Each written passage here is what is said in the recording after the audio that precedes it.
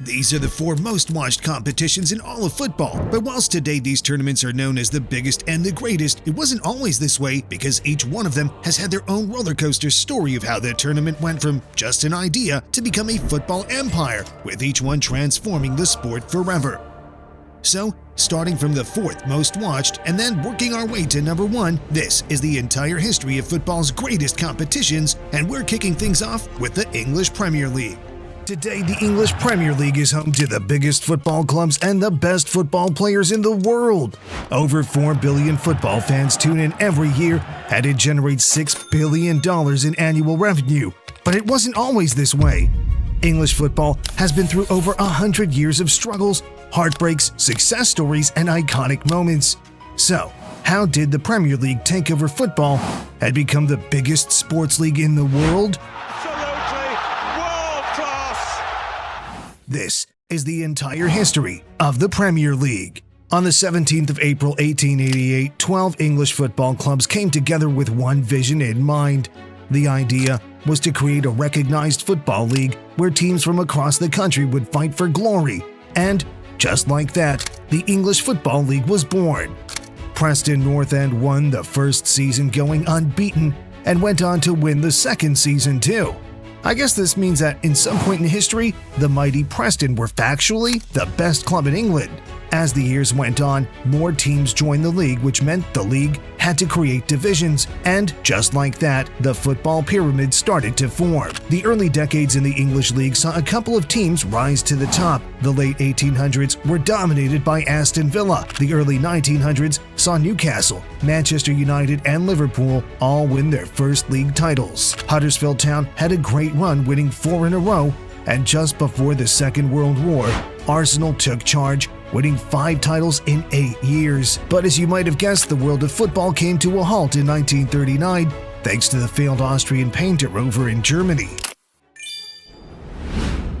But football bounced back. The next decade of English football would see one of the most promising football teams ever rise to the top of the world, and then face the greatest tragedy in English football history. Right after the war, Man United appointed a manager who would revolutionize their football club, and his name was Matt Busby. He started to put together a team that would play sexy football as he focused on younger players and was going against the classic style of English football at the time. This team he put together was nicknamed the Busby Babes. After a couple of second-place finishes, the Busby Babes finally lifted their first league title in 1952, and just a couple seasons later would go on and win the league back-to-back in 1956 and 1957. This was all thanks to players like Bobby Charlton, Duncan Edwards, and Tommy Taylor. But just as this team was starting to dominate English football, they would face a tragedy that football had never seen before. In February 1958, Manchester United were traveling home from a European Cup match and needed to stop in Munich to refuel. As the plane was taking off, visibility was very poor, and the pilot couldn't get a clear view of the runway. The plane crashed during takeoff, taking the lives of 8 football players along with 15 other passengers. This was heartbreaking. The best team in England was destroyed, and nobody knew if Manchester United would ever make it back to the top.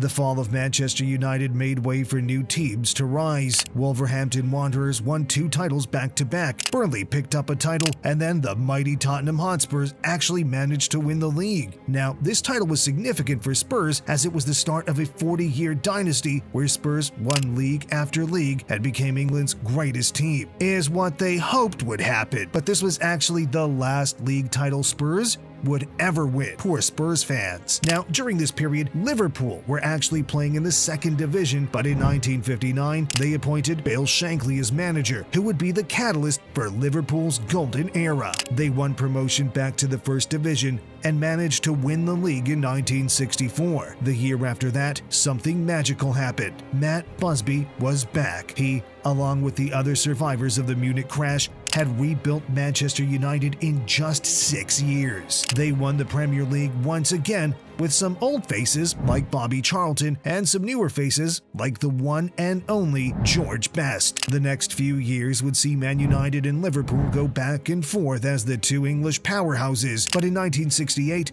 Manchester United became the first English team to win the European Cup, the tournament which killed half their team a decade earlier. Now that's a comeback story. Matt Busby became Sir Matt Busby, and he stepped down from his position as Man United manager. Liverpool took this opportunity and they took over. They won 11 league titles in the next 20 years, thanks to players like Kevin Keegan, Kenny Dalglish, Graham Souness, and Ian Rush, just to name a few. English teams dominated Europe in the late 1970s and early 80s, where for 6 seasons straight, the European Cup went to an English team. Liverpool, Nottingham Forest, and Aston Villa all managed to lift the trophy in this period. Now, as the 80s came to an end, quite a few things happened that were pivotal in shaping the future of English football. Gary Lineker began his career, and he would go on to become one of England's greatest ever strikers. Paul Gascoigne would also make his debut and go on to become a cult hero because of the incredible flair and skill in his style of play. Then,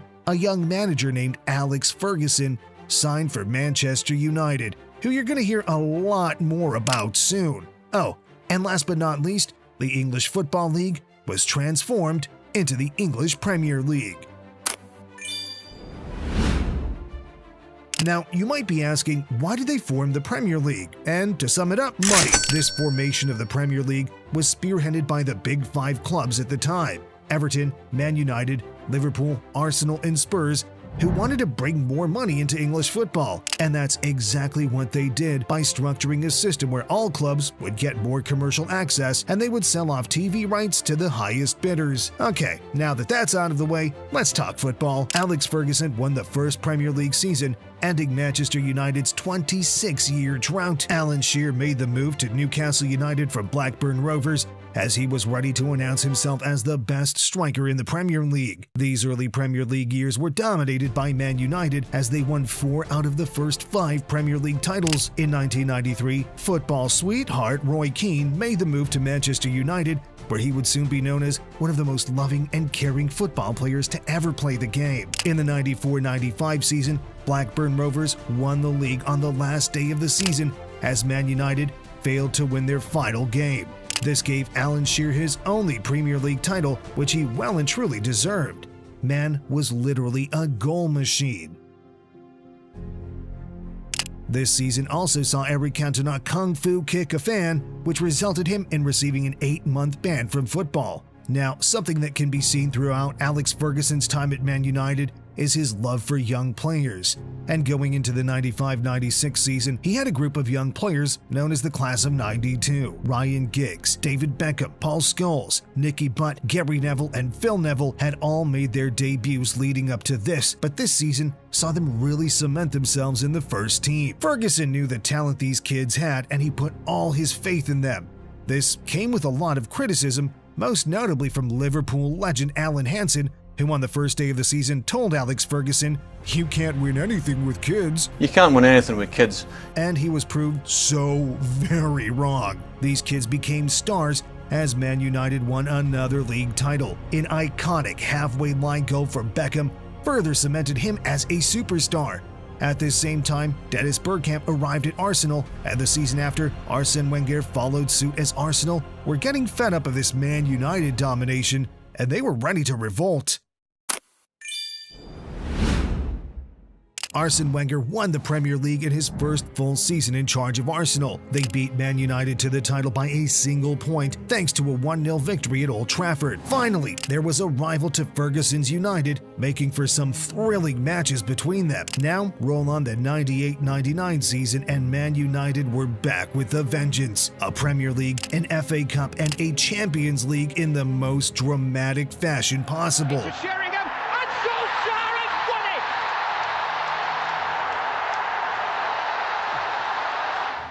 Manchester United won the treble, and Ferguson summed it up best. I can't believe it. Football, bloody hell. Man United took this momentum into the next 2 seasons, winning the league again and again, beating out Arsenal twice more to the title. In this time, Liverpool won a baby treble consisting of the FA Cup, League Cup, and UEFA Cup. Leeds United reached a Champions League semi-final and then got relegated a couple of seasons after that. Man City also got relegated, which would be the last relegation they would ever face, and at this time, Arsenal were cooking. They signed a young French attacker you might have heard of named Thierry Henry, along with star defender Sol Campbell from their rivals Tottenham Hotspur. Poor Spurs fans. Henry finished as the top scorer in the Premier League as Arsenal won the 2002 title, completing the double that season, which also saw Ferguson announce his retirement. He later backtracked on this decision as he felt he had unfinished business at United, which, looking back, was definitely the right call. The next 2 seasons continued with this back and forth between Man United and Arsenal as they picked up another title each, but Arsenal's title was a bit more significant than United's as they wrote their names in the history books by going the entire season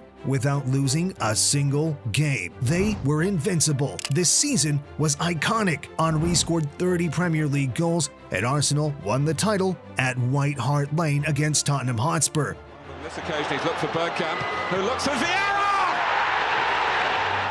Once again, poor Spurs fans. But at this time, the Premier League was changing. David Beckham left Man United to join the Galacticos in Madrid. United found 2 young replacements in Cristiano Ronaldo and Wayne Rooney, who would be ready to set the Premiership on fire. Chelsea Football Club was bought out by Russian billionaire Roman Abramovich, who started spending silly money on players to get Chelsea to the top of football. And in 2004, one manager would arrive in England that would change the Premier League forever. Please don't call me arrogant, because what I'm saying is true. I think I'm a special one. Jose Mourinho landed in London, meaning the 2-team league had a new challenger in town. Chelsea were ready to take over, and that's exactly what they did. Drogba signed for Chelsea in the summer of 2004, joining Jose Mourinho as they would go on to dominate their first season. They smashed the Premier League points record with a total of 95 points. But what's even more impressive than that is that Chelsea only conceded 15 goals in the entire 38-game season. That is a record that will probably never be broken again and shows the sheer quality Chelsea had at the back with the likes of Terry and Carvalho. Arsenal's invincible streak was finally broken by Man United after going 49 games without a loss. This year also saw Liverpool complete the greatest comeback in Champions League history. They were 3 goals down in the first half, but a heroic second-half comeback saw Liverpool and Steven Gerrard lift the Champions League trophy. At this point, the Premier League had started to form the Big Four, being made up of Arsenal, Chelsea, Man United, and Liverpool, as these teams were clearly a cut above the rest and would consistently finish in the top 4 spots in the years that followed. Chelsea won the league once more in the following season, and Arsenal would make the move to the Emirates Stadium with the idea that it would allow them to compete further with the biggest clubs in the world, but as I'm sure you know by now, that didn't really go to plan. Now, heading into the 06-07 season, Ferguson and Man United had gone 3 seasons straight without a title. This was his longest ever drought since the Premier League began, but he had slowly been building a super team that would go on to win 3 leagues in a row. This United team had it all: Rooney and Ronaldo up front, Vidic and Ferdinand at the back. The experience from the class of '92 was still around, with Neville, Giggs, and Scholes playing key roles in the team. They simply weren't messing about. Manchester United also picked up the 2008 Champions League title as Ronaldo took home his first Ballon d'Or that year, proving he was the best player in the world. After this three-peat, Ronaldo left United for a world record fee to Real Madrid. Mourinho and Thierry Henry had also left Chelsea and Arsenal, which meant the Premier League had lost some real star power. The absence of Jose Mourinho didn't seem to be a problem though, as Chelsea sealed another league title in 2010, which saw Drogba finish as the top scorer that season. Now, roll on the 2010-2011 season. Manchester United won yet another league title with some dramatic moments throughout the season. This title was significant as it was their 19th English league title. Liverpool had 18 titles, meaning Sir Alex Ferguson finally knocked Liverpool off their perch. Manchester United were now officially the most successful club in English history, but they wouldn't like what was coming their way because their noisy neighbors had just been bought out by Abu Dhabi Investment Group and were about to shake up the entire Premier League. Manchester City were throwing around money left, right, and center as they were ready to take over. In the previous few years, they'd bought Robinho from Real Madrid, Tevez from Man United, Yaya Toure from Barcelona, Balotelli from Inter, David Silva from Valencia, and Sergio Aguero from Atletico Madrid. They'd put some team together. The 2011-2012 season was pretty much a two-team race where Man United and Man City battled it out for the entire year. Come the final game of the season, both clubs had the same amount of points, but Man City had a better goal difference. It was a simple task for City: win the last game against QPR and they win the league. United won their final game, but City were heading into extra time a goal behind, meaning that the title was red. But in the most dramatic end to a Premier League season ever, Dzeko made it 2-2, and then 3 points. Manchester City are still alive here. Balotelli, Aguero!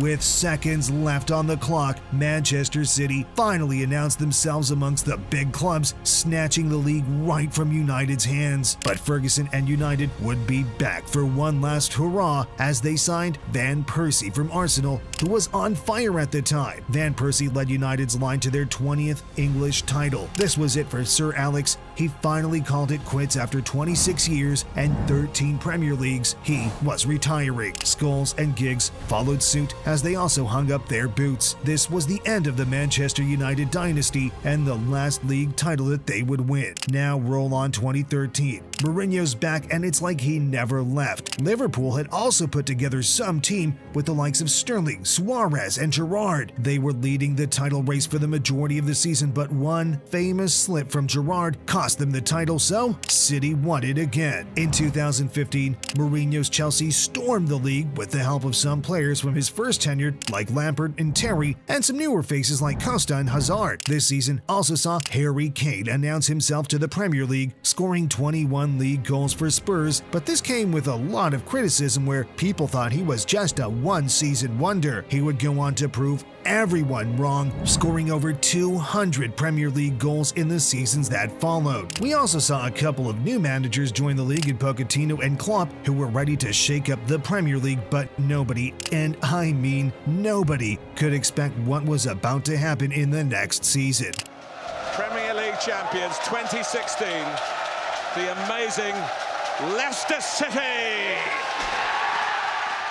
Relegation favorites Leicester City won the Premier League. The season before this, they just escaped relegation by the skin of their teeth. The odds of Leicester City winning the Premier League were 5,000 to 1. This is undoubtedly the greatest football achievement in the history of the sport. Jamie Vardy, Riyad Mahrez, and N'Golo Kante were the gems in this team who, under the guidance of manager Claudio Ranieri, did the impossible. Jamie Vardy also went on to break the record for scoring in the most consecutive games. That was 11 games in a row. This season also saw a Mourinho sacking and a Spurs push for the title, with the likes of Dele Alli and Harry Kane being the faces of their team. This was simply a fairy tale season that will never be repeated, and not even Leicester could keep up this form because just one season later, they sacked their manager as they were flirting with relegation the entire season. Chelsea won that season with Antonio Conte in charge, but the Premier League was about to change as a new dynasty was just around the corner.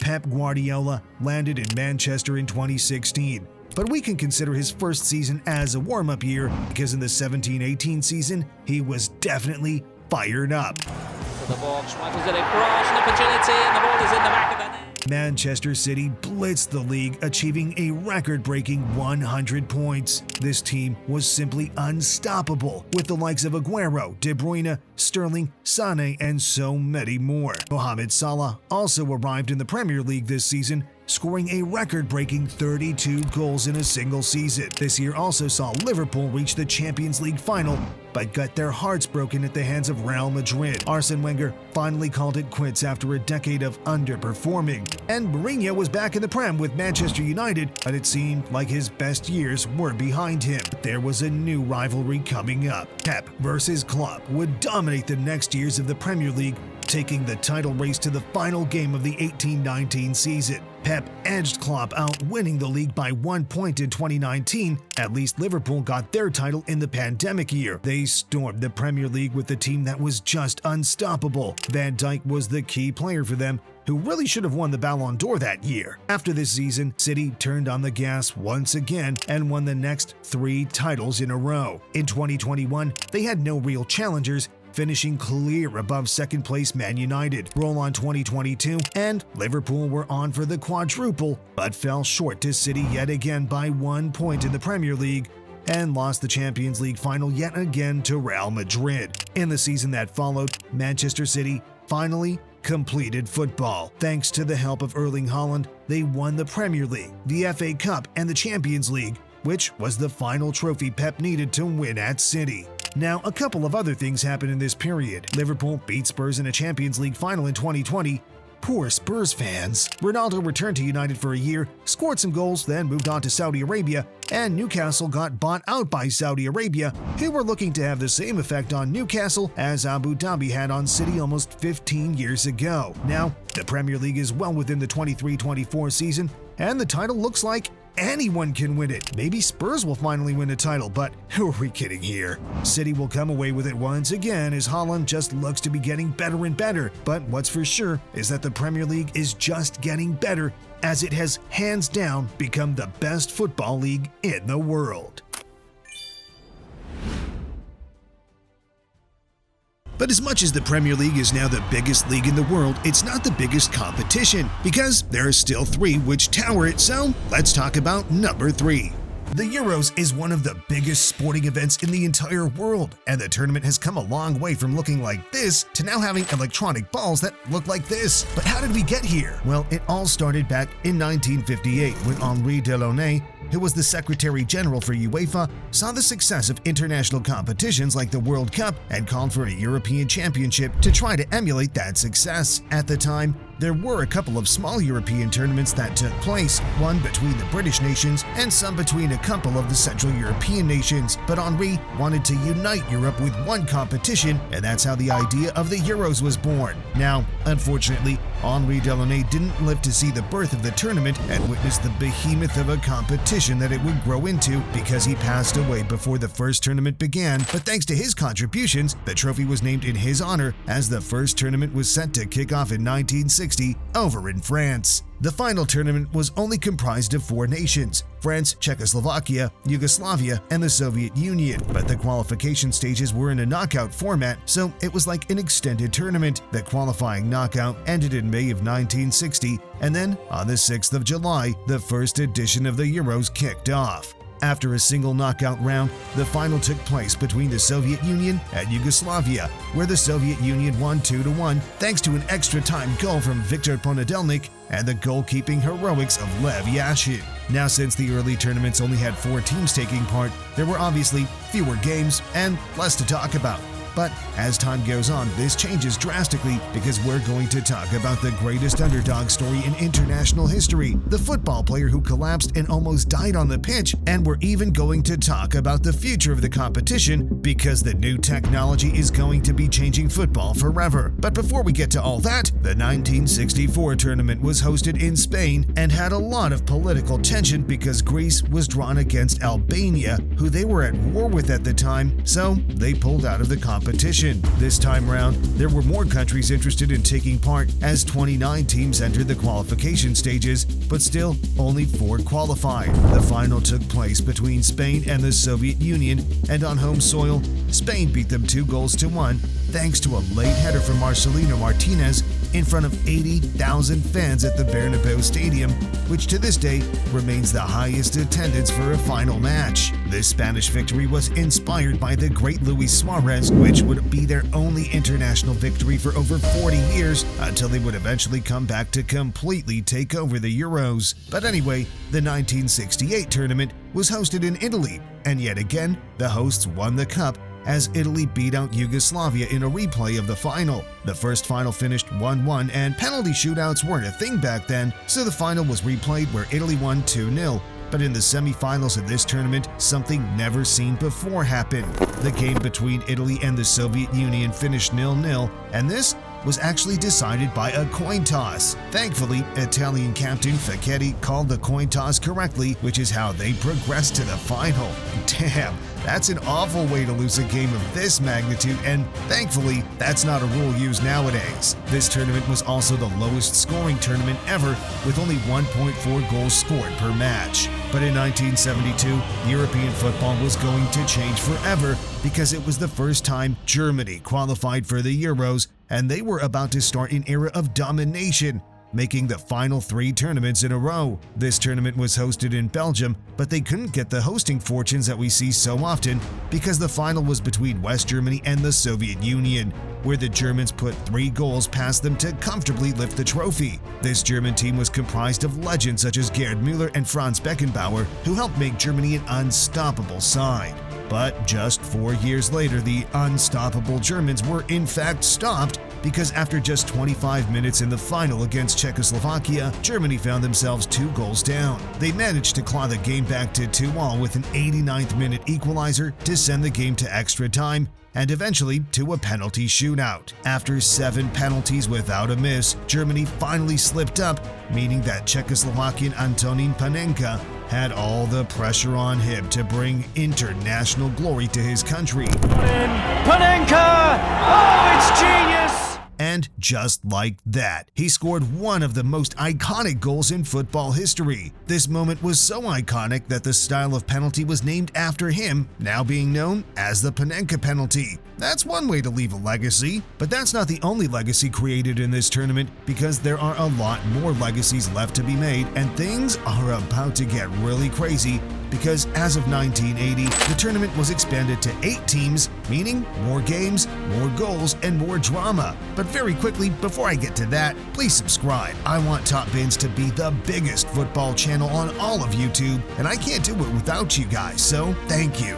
Okay, now 1980 was hosted in Italy, and Germany were back with a vengeance. With the introduction of 4 more teams, it meant that for the first time in the Euros, we saw group stages taking place where the 8 teams were split into 2 groups of 4, and then the winners from each group went on to play in the final. This final was between Belgium and Germany, and for the second time in 3 tournaments, Germany lifted the trophy, winning the game 2-1 with an 88th minute winner from the German number 9, Horst Hrubesch. The top scorer of this tournament was German player Klaus Allofs with 3 goals in 4 matches, but this tally was nothing compared to what the world was going to witness 4 years later, because Michel Platini scored a whopping 9 goals throughout the tournament, which is a record that still stands today.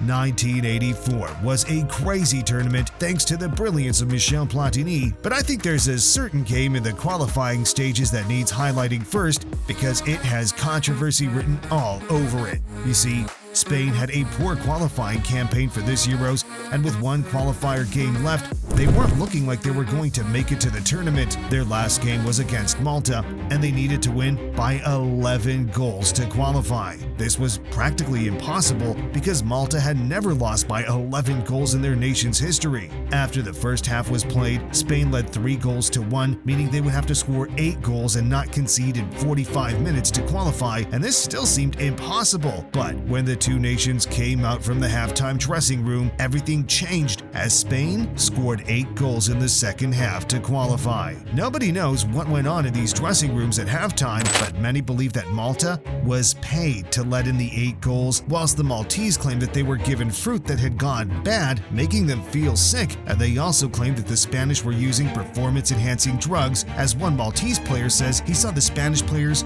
foaming at the mouth. What happened in those second 45 minutes will remain a mystery, but what is for sure is that there was some shady play going on. But anyway, on to the actual tournament. The format changed slightly as the 3rd place playoff match was removed, and now the top 2 of each group went to the semifinals and then to the final. This final came between France and Spain, where France won the game 2-0 with a goal from Michel Platini to make it his 9th of the tournament. This meant he scored 9 goals in 5 games, and even with the extension of the tournament in the future, nobody has been able to get close to this record. But 4 years later, the tournament was hosted in West Germany, and this time the Netherlands made it to the final and faced off against the Soviet Union. champion. On the road to the finals, Netherlands had to defeat the hosts, West Germany, and this was the first time they had beaten them in over 30 years, so they took this momentum straight into the final as they defeated the Soviet Union 2-0. There was a clear standout performer in this tournament who was the Dutch striker Marco van Basten. And something about these great players is that they show up in the big moments, and that's exactly what Van Basten did by scoring probably the best goal of his entire career in the final. That was just a perfect hit. But he wasn't the only star in this Dutch team, because they really had a golden era on their hands, with players like Frank Rijkaard, Ronald Koeman, and Ruud Gullit all being at the forefront of the Dutch domination. But 4 years later in Euro 92, this Dutch super team would be stopped by the underdogs, who managed to win the tournament, and this was the first of 2 great Euros underdog stories, but we'll get to the second one soon. For now, let's talk about Denmark, because they managed to scrape through a group that included England, France, and the hosts, Sweden.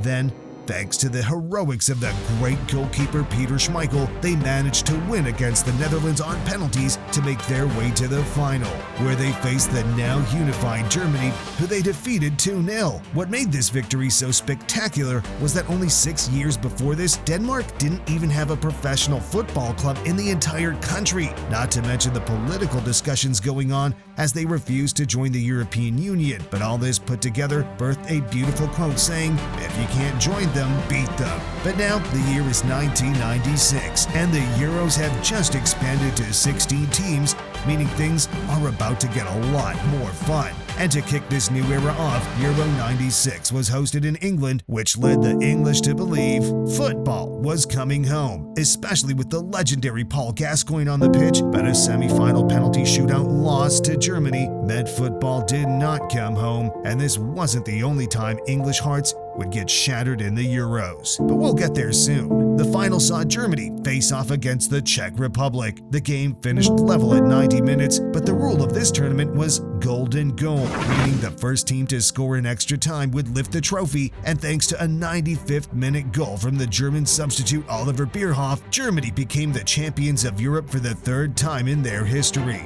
Now we're entering the 2000s, and this edition of the Euros was the first to be hosted in 2 nations, which were Belgium and the Netherlands. This tournament kicked off with a thriller of a match between Yugoslavia and Slovenia, where in the 60th minute, Yugoslavia were down to 10 men and were also 3 goals down to nothing. But in one of the great Euros comebacks, they scored 3 goals in 7 minutes to tie the game 3-3, although neither team went on to make it too far in the tournament. This red card was actually just one of many throughout the tournament, because this was the Euros with the most red cards being shown, even to this day, with 10 red cards in 31 matches. The final this year saw world champions France face off against Italy, and this game was dramatic. Italy scored in the 55th minute and led the game all the way till the end, until the 90th minute, where the French substitute Sylvain Wiltord made it 1-1, sending the game to golden goal. And then just 14 minutes into extra time, another French substitute in Trezeguet blasted the ball into the net to make France both world champions and European champions. They were the only nation to achieve this feat up till this point, so it was very significant. But 4 years later, the Euros winners were the furthest thing from world champions, because they hadn't even qualified for the World Cup before it.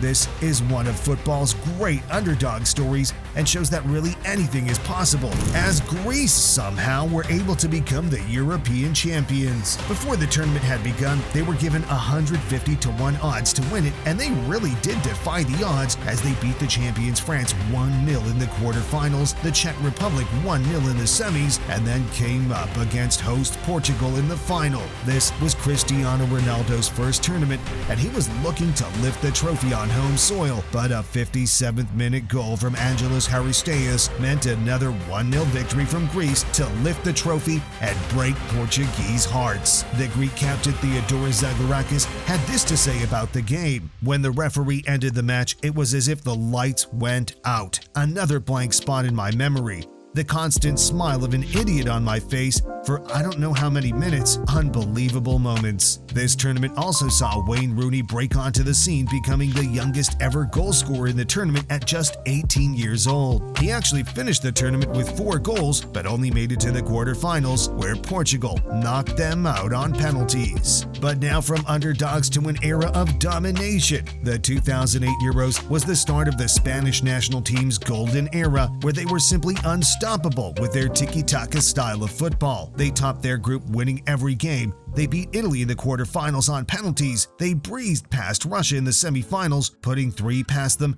And then, in the final against Germany, they dominated the whole match and won the game 1-0. This Spanish side were so dominant that the team of the tournament included 9 Spanish players. Xavi Hernandez was named as the player of the tournament, and David Villa finished as the top scorer. This tournament saw the trophy be remodeled to make it larger and more grand, and this new trophy weighed in at 8 kilograms, making for a nice trophy lift. We also saw Edwin van der Sar break the record for all-time clean sheets with 9, but this record would be equaled just 4 years later by the Spanish goalkeeper Iker Casillas in a tournament where Spain just got even better. In between Euro 2008 and Euro 2012, Spain won the World Cup in 2010, making them the clear dominant force in international football. They topped their group that included Italy, Croatia, and Ireland. They put 2 goals past France in the quarterfinals to win 2-0. They defeated Portugal on a penalty shootout in the semifinals, and for the 3rd international tournament in a row,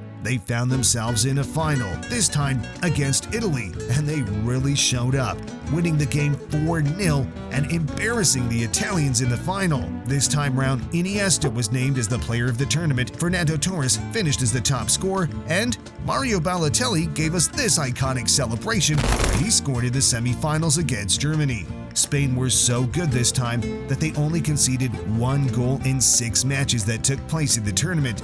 This was thanks to their fantastic center-back duo of Sergio Ramos and Gerard Piqué. But now the year is 2016. And 12 years after his heartbreak against Greece, Cristiano Ronaldo finally lifted international silverware with Portugal as they won this edition of the Euros. This tournament was hosted in France and was the first to be expanded to 24 teams. This tournament also saw a record live attendance in the stadiums with a total of 2.4 million spectators, but I guess that can be put down to the added games. Goal line technology was introduced this time round, and this tournament allowed us to witness a couple of great underdog runs, with Wales making it all the way to the semifinals, and Iceland, a country with a population of under 400,000, knocked out England to reach the quarterfinals, where they were unfortunately knocked out by the finalists, France. Due to the expansion to 24 teams, this tournament was strange in structure, where half of the groups allowed a 3rd-place team to qualify, and what was even crazier is that Portugal placed 3rd in their group, which means in any other edition up till now, they wouldn't have made it out of the group. But instead, they qualified to the round of 16, where they beat Croatia. They then sent Poland home on penalties, and after a semi-final victory over Wales, they found themselves playing the host France in the final. This French team were clear favorites, with the likes of Griezmann and Pogba in the team. Cristiano Ronaldo went off injured after 25 minutes, but against all odds, Eder was able to score a winner in extra time to hand Portugal the trophy. This tournament also saw Renato Sanchez become the youngest player ever to appear in a final at just 18 years old, and we also saw the oldest player to ever appear, as Gabor Kiraly made an appearance for Hungary at 40 years old. Now roll on Euro 2020, and a pandemic meant that it had to be postponed by a year, but as long as we got the tournament in the end, it was going to be okay. This was a pan-European tournament, which meant that the games were hosted in 11 countries, with the final played in Wembley over in England. This led the English to believe that it was in fact coming home, and I don't blame them with the run they went on, as they made it to the final for the first time in their history. But unfortunately, it didn't come home. It came to Rome instead, as Italy defeated the English on penalties thanks to the heroics of Gianluigi Donnarumma, and it was these heroics that landed him the Player of the Tournament award. A couple of other notable performers in the tournament were Federico Chiesa, Spinazzola, and Cristiano Ronaldo, who finished as the top goal scorer, actually also becoming the tournament's all-time top goal scorer in his 5th Euros tournament. But a key talking point of this tournament was the nightmare that almost happened as a football player. almost died on the pitch. During the 42nd minute of Denmark's opening match against Finland, Christian Eriksen suddenly collapsed on the pitch, having suffered a cardiac arrest. Medics rushed onto the pitch and quickly provided CPR and were able to resuscitate him. This was a very close call for Eriksen, and we are just thankful that the medics were there in time to save him. In the hospital, Eriksen was given an implant in his chest to keep his heart running and regulate his heartbeat, and after some time out of the game, he thankfully returned to professional football. But now we're heading into the 2024 Euros, and the ball now has technology inside it that makes it look like this. This is in order to assist referees, but I'm certain we're still going to see a fair share of controversy. Now, who do I think is going to win this time around? Well, it's a toss-up between England, France, and Germany, but on home soil, I'd say Germany takes it. We're also going to see Cristiano Ronaldo break the record for the most tournaments played in with a total of 6, which is just crazy. And what I really want is for them to bring back the golden goal rule, because those were some wild endings. But now it's time to walk through the second biggest competition in football history. This is what the Champions League was like almost a century ago, and this is what it looks like today. So how did we get here? Well, it all started in 1954 when the English club Wolverhampton Wanderers beat Hungarian team Honvéd in a competition known as the Mitropa Cup. This victory led the English press to hail Wolverhampton as the champions of the world, but this just wasn't the case. This Mitropa Cup wasn't a serious competition, with few games being played and a small selection of teams in the tournament. After seeing these headlines, Hungarian reporter Gabriel Hanna just had enough, and he called for a Europe-wide competition to really figure out who was the best team. He brought this idea to UEFA, and just like that, the Champions League was born. Now, the story of the Champions League has 10 parts to it, like the saddest day in Champions League history that saw all English clubs get banned for 6 years. We're even going to talk about the future of the Champions League, because they want to remove the group stages and turn the Champions League into a Super League. But let's start from the first season. 16 teams, each champion of their own respective nations, came together to take part in the first edition of the Champions League. The format of this competition was very different to the Champions League we know today. There were no group stages, meaning it was a straight knockout tournament. Extra time and penalties didn't exist, so matches would have to be replayed in case of a draw. Prize money wasn't even a thing, so clubs just played for passion and prestige, and last of all, it wouldn't be called Champions League for a couple more decades, so for now, it was known as the European Cup. Now, let's talk football. Who won the first edition? Real Madrid, but they didn't stop there, because they won the second, the third, the fourth, and the fifth seasons of it. This Real Madrid dominance was spearheaded by 2 legendary players, Ferenc Puskás, who scored a hat-trick in the 1960 final, and Alfredo Di Stefano, who scored 2 final hat-tricks in 1958 and also in 1960. This 1960 final saw Real Madrid defeat Frankfurt 7-3, which to this day still remains the highest scoring final ever. But Real Madrid weren't the only super team in this period, because there were a couple more clubs who were ready to write their names in history. The next 2 titles went to Benfica with the help of Eusebio, as they defeated Barcelona and Real Madrid in back-to-back finals. But they would soon find out what Italian football had to offer, because AC Milan and Inter Milan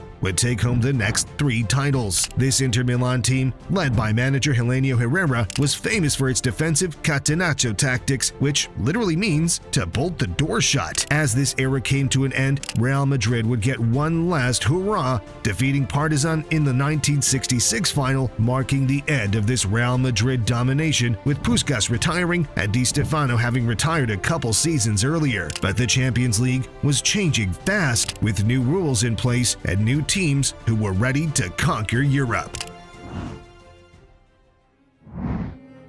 1967 was an important year for the European Cup, as extra time and penalty shootouts were introduced, just adding to the drama of it all. This meant that replays were removed, and the away goal rule was introduced, so if a match ended in a draw after both legs, the team with the most away goals would go through. This era saw new teams rise to the top. Celtic took home the trophy in 1967, making them the first British club to achieve European glory. The year after that, Manchester United beat Eusebio's Benfica 4-1 in the final. This Man United victory meant more than just a trophy, because 10 years earlier, this same team was involved in a plane crash, killing 8 of their players, meaning in just a decade, they rebuilt and fought their way to the top of football once again, thanks to players like George Best and Bobby Charlton. The next 2 years would see both AC Milan and Feyenoord lift the trophy, but the world was about to witness the start of 2 European powerhouses, Ajax and Bayern Munich. In 1970, there was a 24-year-old Dutchman playing in Ajax who was ready to take over football, and his name was Johan Cruyff. He led this Ajax team to 3 Champions League victories in a row, where the world got to witness a new style of play called total football. This was sexy football, with dynamic positions and a fluid play style that focused on attack and high pressing. In the 3rd year of their 3-year in a row,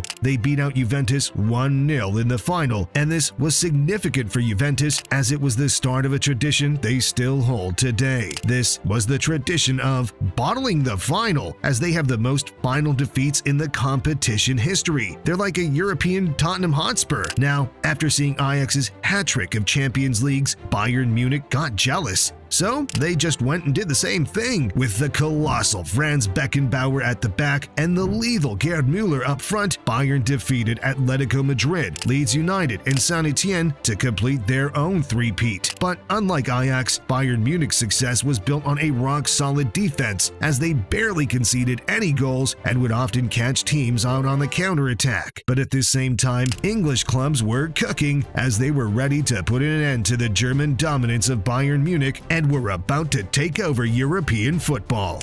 Now, we still have 7 chapters left in the story of the Champions League, and Juventus have a lot more finals to lose, but before we get to that, I need your help. I'm trying to get to 100K subs this year, so I'd really appreciate if you would subscribe and help take Top Bins to the top of football YouTube. Alright, now that that's out of the way, let's get into the insane rise and the tragic fall of English clubs in the Champions League. In 1977, Liverpool would kick off this era by winning their first Champions League, and then their second the year after that under iconic manager Bob Paisley. In the 2 seasons after that, Nottingham Forest would somehow win it back-to-back, which was a real underdog story and a true testament to the excellence of manager Brian Clough. In 1981, Liverpool would return once again by beating Real Madrid in the final to win their 3rd Champions League in 5 years. This was followed by an Aston Villa triumph over Bayern Munich in 1982, which meant that for 6 years in a row, the European Cup went to an English club, which to this day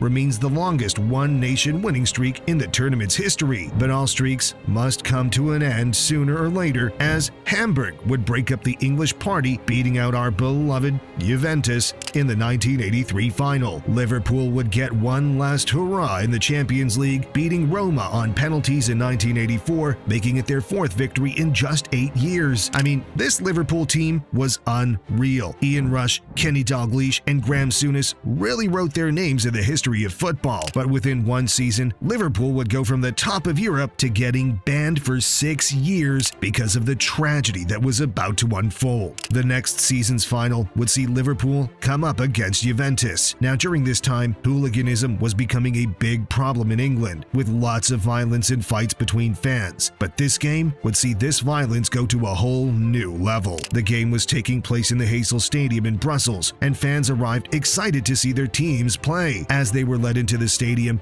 the opposing fans were sectioned in opposite sides of the stadium, except for one group of Juventus fans, which were placed right next to the Liverpool supporters. Before the game could even kick off, the Liverpool fans started throwing objects and flares at the Juventus fans. Some fans also jumped the fence that was separating the supporters and started fighting. These Juve fans tried to escape this section with the fear of what might happen to them, but with all the fans rushing to the bottom of the stand to get away, the stadium couldn't withstand withstand all that pressure, and the wall collapsed. Just like that. 39 people lost their lives, with the youngest victim being just an 11-year-old boy. 600 other fans suffered injuries, but managed to recover from them. Now, despite all this happening, the officials decided to allow the final to be played out, with the fear that canceling it would just make the situation worse. Juventus beat Liverpool 1-0 in a game that was surrounded in tragedy. This was the last straw for UEFA,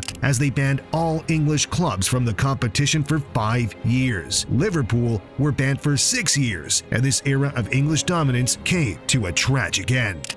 Now, following the Heysel disaster, UEFA had to make some changes and up their safety standards big time by ensuring all stadiums were fit to host football matches safely. The ban on all English clubs meant there was room for new teams to rise to the top of Europe, and that's exactly what happened with the most unlikely of winners in Romanian club FCSB beating Barcelona on penalties in 1985. Porto and then PSV took home the next 2 titles, making for some great underdog stories, but AC Milan were ready to take over Europe once again. They won back-to-back Champions League titles with one of Europe's greatest ever teams. Maldini, Rijkaard, Van Basten, and Gullit meant nothing could stop the Italian giants. Belgrade actually managed to win it the year that followed, which was yet another underdog story in this period, but to end the era off, Johan Cruyff returned to Europe, but this time he came as a manager with Barcelona, beating Sampdoria in the 1992 final. This Barca team had a couple of icons like Ronald Koeman, Michael Laudrup,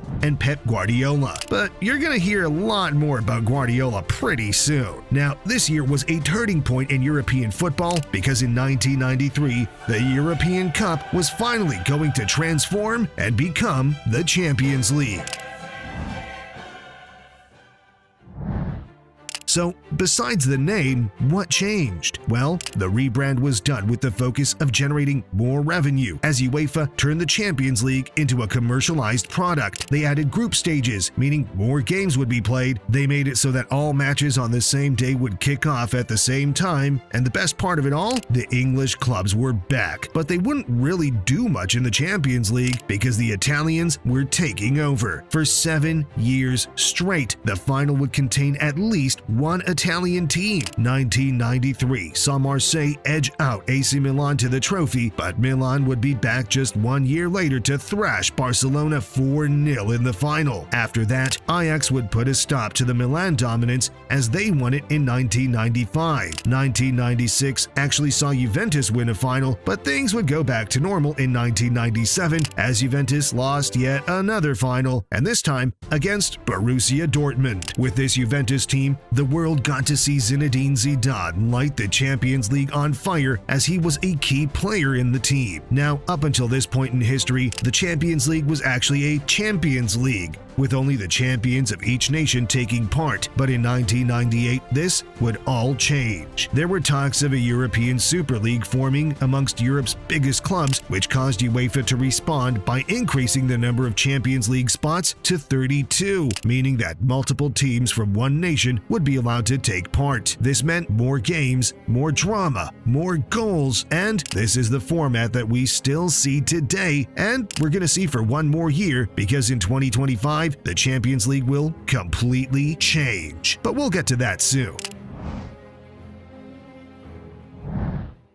Now, this era kicked off with the return of European royalty. Real Madrid would win the Champions League in 3 out of the next 6 years with a ridiculous team. I'm talking Raúl, Roberto Carlos, Luis Figo, and Zidane, who had just made the move from Juventus because he actually wanted to win a final for once. And he wouldn't just win, he won in style with probably the greatest final goal in the competition's history. In 1999, we also saw Manchester United return by scoring 2 90th-minute goals against Bayern Munich to win Sir Alex Ferguson his first Champions League trophy in the most dramatic way possible.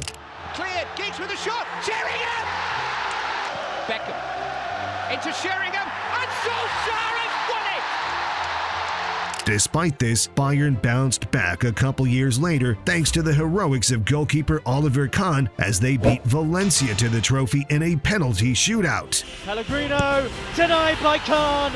AC Milan won yet another title as Juventus lost yet another final in 2003. Poor Juve fans. This was followed by the arrival of the special one in Europe. Mourinho announced himself as one of the greats by managing Porto to a Champions League victory against all the odds, making for one of Europe's great underdog stories. But what was even more unlikely than that is what Liverpool did the year after. In the 2005 final, they were 3 goals down going into halftime against AC Milan. The game was over. There was no chance of a comeback, especially against this Milan team. But in the 54th minute, Gerrard bagged a header. Just 2 minutes later, Schmitzer made it 3-2, and just 6 more minutes passed till Gerrard won a penalty and Liverpool made it 3-all. The game went to extra time, and it eventually came down to a penalty shootout, which Liverpool managed to win, completing the greatest comeback in the history of the Champions League. Now, roll on 2006, and the mighty Arsenal came up against Barcelona in the final. An early red card to Lehmann posed a challenge that Arsenal just couldn't overcome. The brilliance of Ronaldinho and Samuel Eto'o. Awesome. And Belletti!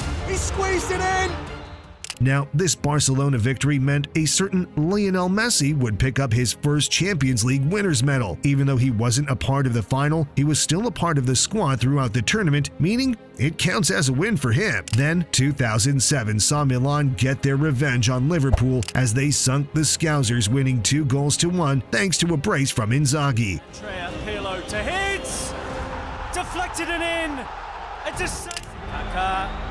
A wonderful disguise on the pass. Inzaghi has his second.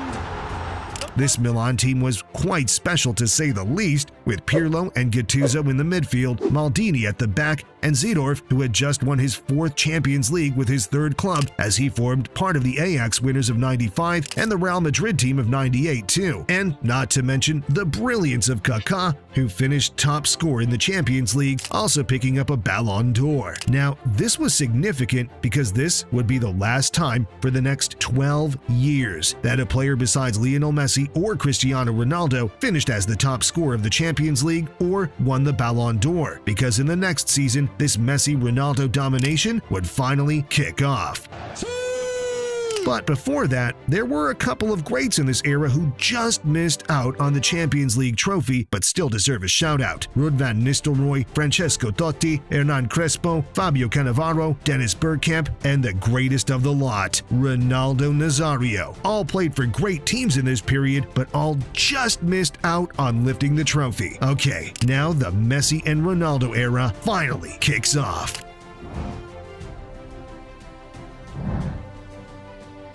In 2008, it was an all-English final between Manchester United and Chelsea. Cristiano Ronaldo scored a goal. Ronaldo! Fine header! But Lampard soon equalized. Little break to Lampard!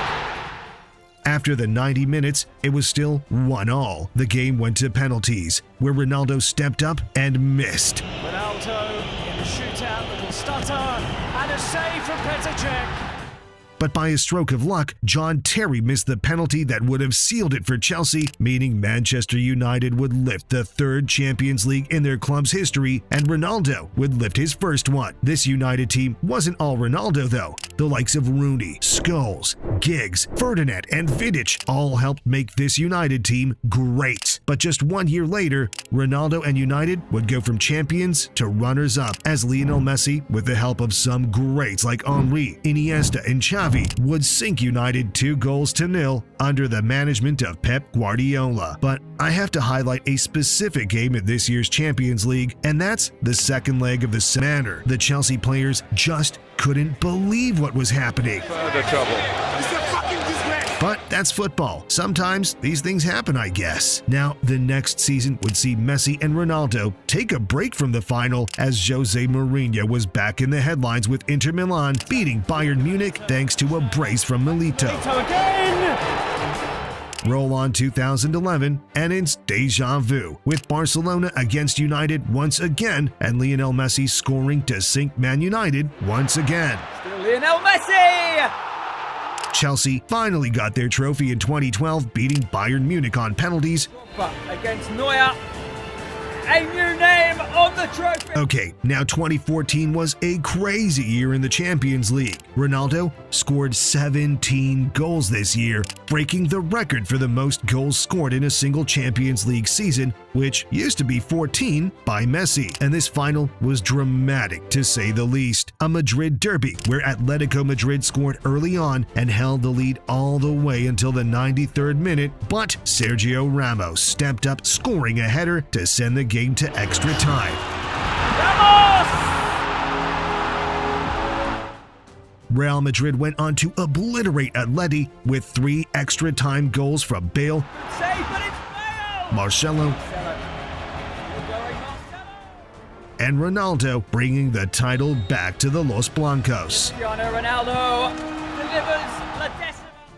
But the year after that, Messi, along with his new friends Suarez and Neymar, would win Barcelona yet another Champions League, making this Messi's 4th and last trophy in the competition. And this final was against our beloved Juventus, which has basically become a free hit at this point. Now, the year is 2016, and Zinedine Zidane is back in the Champions League, but this time as the manager of Real Madrid, and he was about to lead Madrid to an iconic three-peat. A penalty shootout win against Atletico Madrid, a 4-1 throbbing of Juventus, and a 3-1 victory against Liverpool would cement this Real Madrid team as one of the greatest the competition has ever seen. Now, in 2018, which is the last year of the three-peat, we got to see Ronaldo score probably the most iconic Champions League goal ever in the quarterfinals against Juventus.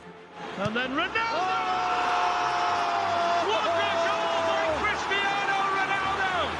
Sensational! And in this year's final, we also saw Ramos take dirty play to a whole new level as he took Mo Salah down. This, coupled with a calamity of errors from Loris Karius, meant heartbreak for Liverpool fans. It's far more straightforward to Lateral. This would mark the end of an era of dominance from Messi and Ronaldo, as 2018 would be the last time either of them would lift the Champions League trophy, as Ronaldo ended with 5 and Messi with 4. But now there were some new stars in town that were ready to take Europe by storm. Now 2018 saw the introduction of VAR into the Champions League, which would be a controversial topic to say the least. This year saw Liverpool come back from their 2017 heartbreak to beat Spurs comfortably in the final, but the real drama of this season came in the semi-finals. Barcelona thrashed Liverpool 3-0 in the first leg, with Messi looking like he was on track to win another Champions League. So a comeback, and in the second half, Wijnaldum scored 2 goals in 3 minutes to make it 3-all. And then, with 10 minutes left on the clock, Liverpool had a corner and Trent Alexander-Arnold caught the Barcelona defense. The next year we saw Kylian Mbappe make his way to a Champions League final, but get his dreams crushed by this insane Bayern Munich team with Robert Lewandowski in the form of his life. Because of the pandemic this year, the knockout stages were only 1 leg, but that didn't stop Bayern Munich from absolutely humiliating Barcelona and Lionel Messi in the quarterfinals with an 8-2 demolition. 2021 saw an unlikely Chelsea victory over Manchester City thanks to the brilliant Thomas Tuchel. 2022 saw Real Madrid back on top of Europe, defeating Liverpool yet again in the final as Benzema and Vinicius Jr. combined to make the deadliest attack in Europe. And as I'm sure you know, Manchester City completed the treble in 2023, beating Inter in the final thanks to their 12th man Lukaku. Oh, Bernardo Silva's not going to get there. Lukaku! Straight after they scored, DiMarco, against the bar, and then DiMarco, and suddenly off the line. Haaland was on fire this year as he's chasing down Ronaldo's goal-scoring record of 140 goals. Haaland already has 40, and he's only 23 years old. And this will become even more likely when you look at the future of the Champions League and the way its structure is going to change in 2025. UEFA have announced that they'll be increasing the number of teams from 32 to 36 and also remove the group stage format entirely by adding a league where the top 8 teams will qualify for the knockout stages and the rest will give a playoff match against each other. Now, what does this mean for the clubs? Well, this is being done with money in mind, because more games will be played, meaning more money for the big clubs. The extra spots will not be given to the smaller European leagues. Instead, they'll be given to the so-called top performers in Europe, which will most likely be a Premier League club and another one from the top of Italy, Spain, or Germany. This helps to keep the big clubs in the competition, which just seems a bit too much like the Super League that was in talks a couple of years ago. With the future of the competition uncertain, what is for sure is that the next generation of football players is bright, with the likes of Haaland, Bellingham, Mbappe, and Vinicius taking over football and looking to break all records except one. That would be Juve's unbreakable record of 7 final defeats. Maybe they'll make it 8 soon.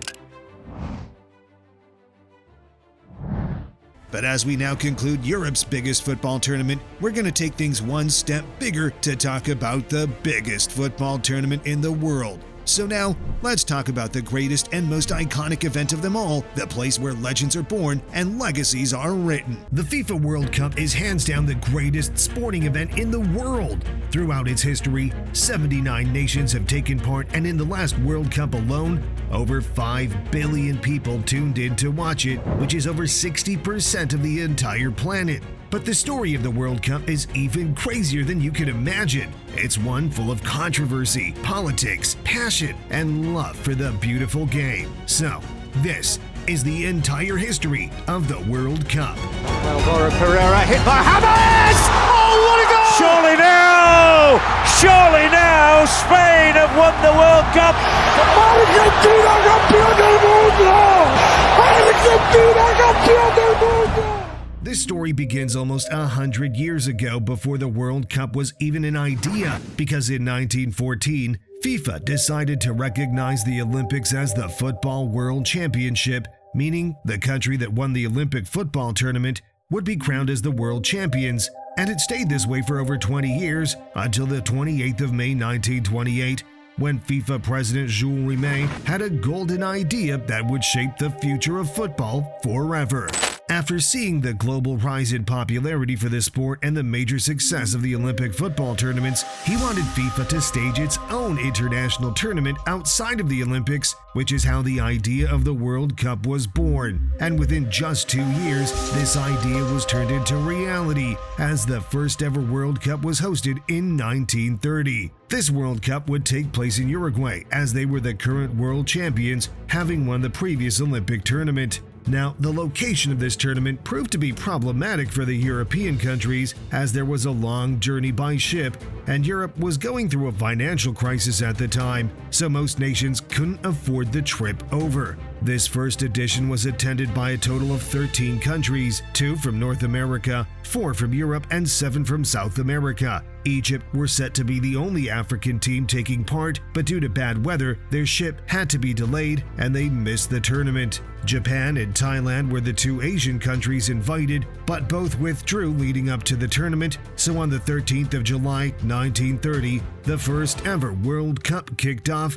as 13 countries battled to be crowned the champions of the world. The format was similar to what we see today, with 4 groups, and the winners of each group making their way to the semifinals for a knockout match. The final saw the hosts Uruguay face off against Argentina, and Uruguay defeated them 4-2 with 93,000 spectators in the stadium to be crowned the first ever World Cup champions, and they were handed the original trophy, which was different from what we see today. Now moving on to 4 years later, the next World Cup was set to take place in Italy, making it fair for the Europeans, with the idea that the competition would alternate between Europe and South America. This time round, there was interest from enough countries to host a qualification stage, which saw 16 nations qualify for the finals, and this would be the same format used until the expansion in 1982. Uruguay, who were the title holders, were still upset at the lack of attendance from European countries, so they boycotted the tournament, meaning there was sure to be a new champion. Egypt became the first African team to take part, but were knocked out by Hungary in the first round. The final this year saw Italy face off against Czechoslovakia, where the game was decided in extra time as Italy won the game 2-1, making them Europe's first ever champions. Now roll on 4 more years and France hosts the 1938 World Cup, which was controversial as it went against the agreement to alternate between South America and Europe, meaning both Argentina and Uruguay boycotted the competition this time round. This tournament only saw 15 nations competing, as in the build-up to it, Austria was absorbed by Germany in the early stages of the war. Italy yet again made it to the final, and this time comfortably beat Hungary 4-2 to make it their second World Cup in a row. Now, after 3 successful World Cups in a row, the world was well and truly hooked, and we're excited for the next tournament to come.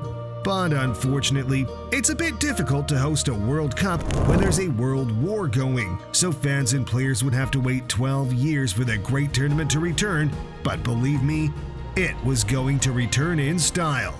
Come 1950, and the World Cup would return to South America, as Brazil hosted it this time round, and the world was about to witness the biggest and best tournament yet. India refused to play in this edition after they were told they couldn't play barefoot. Yes, really. Italy, who were the current world champions, were a shock entry because 2 years prior, the Torino air disaster caused the death of a number of national team players. This year was also the first time that British nations joined the party, as they had refused to join FIFA prior to this for political reasons. The final saw Uruguay defeat the hosts Brazil to win their second and final World Cup in a packed-out Maracana with 173,000 spectators, which to this day is still the most viewed World Cup final ever. This tournament saw the Brazilian legend Leonidas take home the Golden Boot, as he finished as the tournament's top scorer. But now moving on to 1954, this World Cup was hosted in Switzerland and was the highest scoring tournament ever. This was also the first tournament to be properly televised, meaning the World Cup finally became a global phenomenon, as fans could finally watch from all over the planet. In the quarterfinals, Austria knocked out the hosts Switzerland in a thriller of a match, finishing 7-5, which to this day remains the highest scoring World Cup match ever. Hungary finished the tournament as the highest scoring nation with a total of 27 goals, thanks to icons like Ferenc Puskás and Sando Kostic, and it looked like they were going to win the whole tournament, especially after going 2 goals up in 10 minutes in the final. But West Germany had different plans for this game. They clawed back from a 2-0 deficit to triumph against the Hungarians, finishing the game with 3-2, with Helmut Rahn scoring the winner in probably the most iconic game in German football history. The Germans remember this day as the Miracle of Bern, and this final really was great, but it wasn't the greatest final ever because we still need to get to that. And not only because we still have 18 World Cups to talk about, and we're going to discuss the cheating scandal that saw Argentina lift the World Cup, the football player who was killed for scoring an own goal, and we're even going to talk about the future of the World Cup because from 2026, the tournament is going to change forever. But before we get to all that, all I ask is that you subscribe to the channel. It would really mean the world to me if you would join the Top Bins family. But anyway, now it's time to talk about the first sighting of the World Cup's greatest ever player, Pelé. 1958 saw Sweden host the World Cup, which meant that, yet again, it was held in Europe twice in a row, and the rest of the world were not happy. So, FIFA decided that this would be the last time this would ever happen, and from the next tournament, they made the rotation between continents an official rule. We also saw a certain 17-year-old Brazilian by the name of Pelé make his mark on world football by lighting up the tournament. He scored in all of Brazil's knockout games, including a brace in the final, as Brazil beat Sweden 5-2 in a comfortable victory, meaning Pelé claimed the first of 3 World Cup trophies. Alongside Pelé was Brazilian teammate Zagallo, who would go on to make history by becoming the first person to win the World Cup as a player, and then, 12 years later, as the coach of Brazil. As much as Pelé stole the headlines, there was a French striker who made history this tournament by the name of Jules Fontaine, as he scored 13 goals in a single tournament, which meant he averaged more than 2 goals a game, which is a record that is still yet to be broken. But anyway, on to 1962, hosted in Chile, where Brazil went back-to-back to win their second World Cup trophy, beating Czechoslovakia in the final. The fact that this World Cup even took place was a shock, because just 2 years before, there were major earthquakes in Chile, meaning the entire infrastructure for this tournament had to be rebuilt, but somehow they managed just in the nick of time. Now, although Brazil won the tournament, their star man Pelé underperformed due to injuries, but luckily they had other stars like Vava and Garrincha who were able to lead them to glory. But Pelé wasn't the only underperforming star, because the Soviet Union goalkeeper Lev Yashin, who was one of the best players in the world at the time, also came under a lot of scrutiny for poor performances. This World Cup as a whole was often scrutinized for defensive and even violent tactics at times, which probably reached its peak in a first-round game that is now remembered as the Battle of Santiago. In the build-up to this game, the Italian press wrote very unflattering articles about Chile, who were hosting the World Cup, which led to an angry team on the pitch, and that could be seen with the amount of deliberate tackles and genuine attempts to hurt each other during the game. Chile won the game 2-0, but Italy had 2 red cards and had to be escorted off the pitch by police just to keep safe. Now, moving on to 1966.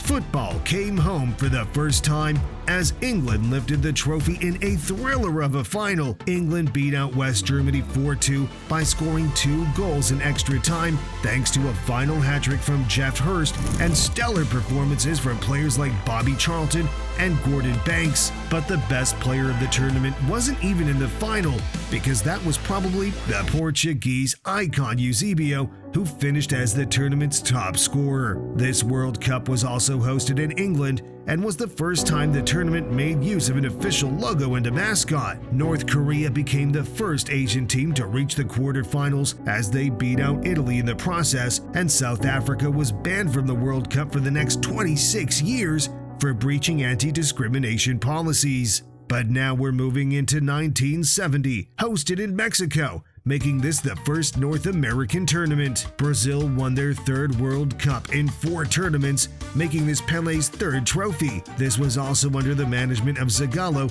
who won it as a player 16 years before, making him the first man to achieve that feat. The final saw Brazil breeze past Italy, winning the game 4-1. And this tournament is also remembered for the semi-final match between West Germany and Italy, which saw 5 goals scored in extra time and had Franz Beckenbauer play the match with a broken arm because Germany ran out of substitutes. But unfortunately, his efforts were in vain, as Germany got knocked out even despite having the top scorer of the tournament on their side, Gerd Müller. But Germany wasn't worried, because 4 years later, they were hosting the World Cup, and they were back with a vengeance as they beat out the Netherlands 2-1 to lift the World Cup trophy. This Dutch side revolutionized world football with their total football philosophy, with their main man Johan Cruyff at the center of it all, but they just didn't have enough in them to beat out this iconic German side with Gerd Müller and Franz Beckenbauer 4 years better than the previous final defeat. This was also the hardest World Cup to actually qualify for, especially for the European teams, because England and Italy were placed in the same qualifying group, meaning only one of the 2 previous world champions were going to make the tournament, and despite winning 5 out of 6 of their qualifying games, England just missed out on it. But somehow, qualifying actually got even harder the next time around, because there were a record 95 teams trying to qualify for 14 available spots, since the previous winners and the hosts automatically qualified. And this tournament was hosted in Argentina, where yet again the hosts lifted the trophy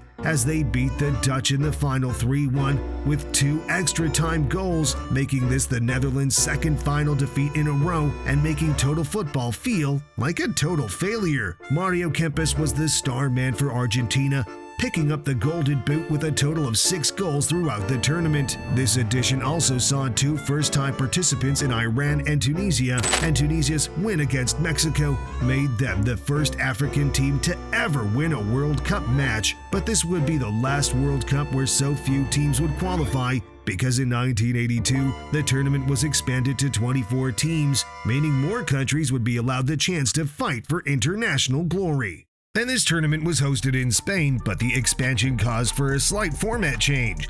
The 24 qualified teams were split into 6 groups of 4, where the top 2 teams of each group would be placed in the second round. They would then play in another group stage, where they were split into 4 groups of 3. The winners of these 4 groups would be placed in the semifinals, and then it would be a 2-rounded knockout with the semifinals and the final. A bit confusing, but I hope it made sense. But anyway, with the 8 extra slots, we saw 5 new first-time participants in Cameroon, Algeria, Honduras, New Zealand, and Kuwait, and we also saw a record match in the group stage as Hungary beat El Salvador 10-1, which to this day is still the biggest winning margin in World Cup history. The great Paolo Rossi was the star man of this tournament as he scored a hat-trick against Brazil to help guide Italy to the final against West Germany, which Italy managed to win 3-1. Now, after one edition with that format, they scrapped it for the 1986 World Cup hosted in Mexico. They decided to replace the second group stage with an extra knockout round, meaning it was now the initial group stage, then a 16-team knockout till the final. Jose Batista broke records in this tournament by becoming the fastest player to get a red card in history by getting sent off after just 56 seconds for Uruguay against Scotland. This year, Argentina won the tournament thanks to both the brilliance and the cheating of Diego Maradona as they beat West Germany 3-2 in the final. But the real controversy came in the quarterfinal match between England and Argentina, where 2 of the most iconic goals in World Cup history were scored by Maradona. The first was a clear handball goal, which the referee just didn't see. And the second was what is described as the goal of the century as he dribbled past 5 English players from half pitch before putting the ball in the net. Despite being so wrongfully knocked out in the quarterfinals, Gary Lineker still took home the Golden Boot with 6 goals for the tournament, but surely that wouldn't have been enough for him to forget that controversial hand of God. But in 1990, the major controversy actually happened in the qualifying stage of the World Cup, because the Chilean goalkeeper Roberto Rojas got banned for life and got Chile banned from the World Cup. Chile faced Brazil in a crucial qualifying match when Rojas saw a flare thrown onto the pitch. He took this as an opportunity to fall to the ground and cut himself with a blade that he hid in his gloves to make it look like the flare hit him. If the flare actually did hit him and was thrown by the Brazilian fans, Brazil would have been disqualified. But unfortunately for Rojas, one photographer was able to pick this all up on camera, meaning he got caught and was banned for life from the World Cup, and Chile were banned from this tournament. But now let's get to what actually happened in this tournament hosted by Italy. Well, yet again, we saw West Germany face off against Argentina in the final, but this time West Germany did enough to seal the victory, winning 1-0. This was the lowest scoring tournament ever, but 2 players did steal the hearts of world football, being Italy's Salvatore Schillaci, who won the Golden Boot, and England's Paul Gascoigne, who played with magic in his feet. Cameroon were also the first African nation to reach the quarterfinals as African football continued to rise in strength, but still couldn't match the Europeans or the South Americans. Now moving on to 1994, this was hosted in the United States and became the most viewed World Cup in history, with a total attendance of 3.6 million spectators live in the stadiums, and quite a lot happened this year. After the group stage, Diego Maradona tested positive for drug usage and was banned mid-tournament, which left a gaping hole in the Argentina team, and they got knocked out in the first game without him. The Russian player Oleg Solenko became the first player to score 5 goals in a World Cup match against Cameroon, and in that same game, Roger Milla scored Cameroon's only goal, making him the oldest goal scorer in World Cup history at 42 years old. The final this year saw Brazil face off against Italy. After 90 minutes, the score was 0-0. Then, after another 30 minutes, the score remained the same. This was the only final to ever finish goalless and the first first final to be decided with a penalty shootout, which Brazil won 3-2. Romario was awarded the Golden Ball for being the best player at the tournament, but the Golden Boot was shared between Stoichkov and Solenko with 6 goals each. But the real controversy and heartbreak of this tournament happened with the Colombian national team because Andrés Escobar was killed for his performances. The Colombian team was seen to be their golden generation, and the entire country was expecting strong performances. At this time, Colombia was not in a good place as the country was controlled by gangs and the cartels, so this World Cup was a shining light for the nation. Colombia got knocked out in the group stages, and the critical moment was an own goal by the captain Andrés Escobar against USA. Upon his return home to Colombia, he went to a bar, and as he left the bar, he was shot and killed for his own goal, marking a dark day in the history of the World Cup. It was alleged that this was an organized hit by the cartels, who were angry at the captain as they had placed big bets on the Colombian team and were angry at him for their loss, but that hasn't been confirmed. But despite such a tragedy, football lives on, and Colombia did actually qualify for the next World Cup in 1998, hosted in France, but yet again got knocked out in the group stage. Thankfully, this time round, there were no tragedies associated with the early exit. But this World Cup did also see a shift in the format once again because we finally got the expansion to 32 teams, which is the format we know today, and for the last time in 2022. This expansion also now allowed for 2 countries from the same continent to be placed in the same group together. This tournament saw Lothar Matthäus play, which was a record-breaking moment as he became the player with the most World Cup appearances in history, with 25 across 5 separate tournaments. This year's final saw Brazil face off against France, with each team having arguably one of the 2 best players in the world at the time, being Zidane for France and Ronaldo Nazario for Brazil. A couple hours before the final, Ronaldo Nazario suffered seizures, which should have ruled him out of the game, but he controversially was placed in the starting 11. His performance was a shadow of the player we saw throughout the entire tournament, and on the other hand, Zidane showed up, scoring 2 goals in the final to win France their first ever World Cup. This French team also had Didier Deschamps playing, who would go on to become the second person to win as a player and then as a manager 20 years on from this tournament. But anyway, despite this loss to France, Brazil would be back and back stronger because they didn't come to take part, they came to take over. This was the first World Cup hosted in Asia and was split between South Korea and Japan. Brazil were even better than they were last time, with the front 3 known as the 3 Rs for Ronaldo, Ronaldinho, and Rivaldo.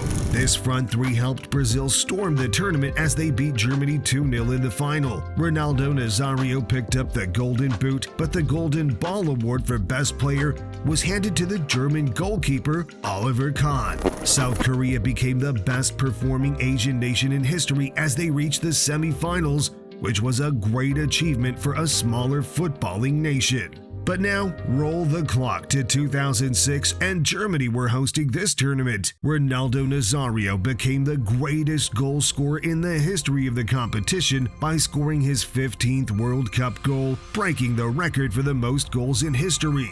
This year was a brutal one, with the most yellow cards ever in a tournament, with a total of 345 cards, and the brutality this year was epitomized in a match between Portugal and Netherlands, which is now known as the Battle of Nuremberg, as there were a total of 4 red cards, making that the most cards ever in a single match. This was also the first of 5 World Cups that both Messi and Ronaldo would take part in, but neither really tore it up. This year's drama all came in the final matchup between Italy and France, where Zinedine Zidane was truly on smoke. He scored a Panenka penalty off the crossbar to show he had nerves of steel. And then, with 10 minutes to go in extra time, with the score tied at 1, he headbutted Marco Materazzi for insulting his sister, which caused him to get sent off. The game went to penalties, and thanks to the heroics of Gianluigi Buffon, Italy managed to lift their 4th World Cup trophy, whilst Zidane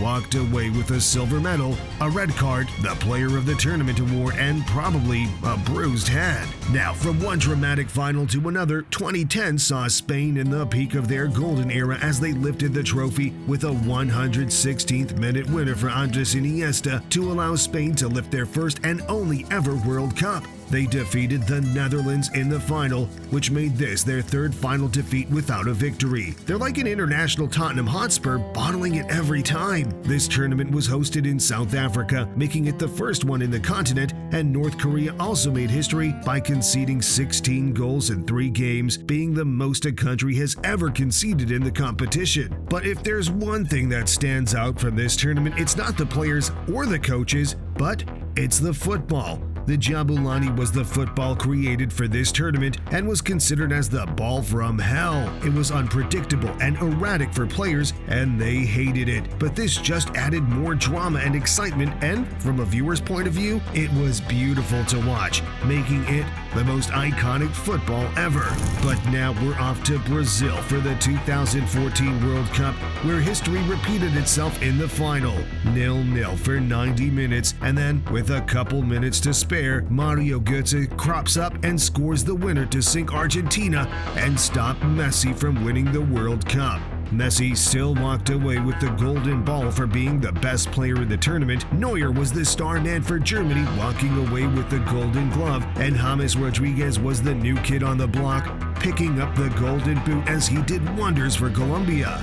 Miroslav Klose overtook Ronaldo Nazario as the World Cup's leading goal scorer by scoring his 16th goal of the tournament. Goal line technology was introduced, which would finally erase that margin of error from linesmen and referees, but probably the most memorable moment of this tournament was the semi-final between Germany and Brazil. Brazil were the hosts and were one of the favorites to go all the way and win the competition, especially with Neymar on their side. When it came to the semi-final, Neymar picked up an injury and had to miss the game, but even without their best player, nobody expected the game to turn out how it did, because Germany put 7 goals past Brazil in one of the most embarrassing defeats in Brazilian football history. But now we're getting closer and closer to the present day and talking about the future of the competition. But first, we're talking about the 2018 World Cup hosted in Russia. England had a great run this time round, making their way to the semi-finals, and they thought it was finally coming home again. It did not, in fact, come home, as Croatia knocked them out to make the final as real underdogs. Harry Kane still did pick up the Golden Boot award, but that wasn't the prize he was after. Video assistant referee debuted in this tournament, which resulted in a record number of penalties being given as football leans more and more into new technology for better or for worse, and the Egyptian goalkeeper Essam El Hadari became the oldest football player to take part in a World Cup at 45 years old. But now, let's talk about the final. France were the clear favorites coming up against the underdogs Croatia, who had an inspiring run to the final thanks in particular to the brilliance of their little magician Luka Modric. France won the game 4-2 to lift their second World Cup 20 years on from their first, and managed by Didier Deschamps, who played in the first World Cup victory. After this tournament, the name on everyone's lips was the young kid who tore it up, named Kylian Mbappe, who would do the same thing in Qatar 4 years later. 2022 became the first World Cup hosted in a Middle Eastern country and was hosted in December in order to compensate for the extreme temperatures. Since Qatar didn't have the stadium set up from before, they practically built every stadium from scratch, and despite some serious controversy in the ethics of these stadiums, I have to admit they looked beautiful. This tournament saw both Messi and Ronaldo make history, but in very different ways. Cristiano Ronaldo became the most substituted player in the history of the World Cup, having now been subbed off a total of 11 times across his 5 World Cup campaigns. And then, as I'm sure you know, Lionel Messi finally lifted the World Cup trophy in what was the greatest final football has ever seen. A 3-3 thriller between France and Argentina that took the game all the way to penalties. Kylian Mbappe scored a final hat-trick, finishing as the tournament's top scorer, but this still wasn't enough. Heroics from Martinez throughout the game, and then during the penalty shootout, are what spurred Argentina on to lift the most recent edition of the World Cup. Now, what's next for the World Cup? The 2026 tournament will be hosted in North America and shared between Mexico, Canada, and the United States. This World Cup will see an expansion from 32 teams to 48 teams, who will be placed into 12 groups of 4, where 2 teams will qualify from each group to form a knockout stage, and then the 8 so-called best performers who finish third in the groups will also join this 32-team knockout stage, meaning more games and more drama for fans. Who do I think will win it? If Harry Kane has managed to get all the Spurs out of him by then, I'd say England, but over a decade at Spurs is hard to shake, so I'd go with Brazil in that case, with the likes of Endrick, Vinny Jr., and Rodrigo all young and fired up. Now, after 22 World Cups, Brazil remains the only nation to play in every single World Cup. Klose sits on the top of the all-time scorer chart, but Kylian Mbappe is only 4 goals away from that, so it's likely he's going to overtake it, and there's just a chance that Ronaldo stays playing long enough to make his 6th World Cup and have one last go at completing football. But anyway, if you enjoyed this video, then I can guarantee you'll enjoy the one on screen now. You should really click on it, trust me.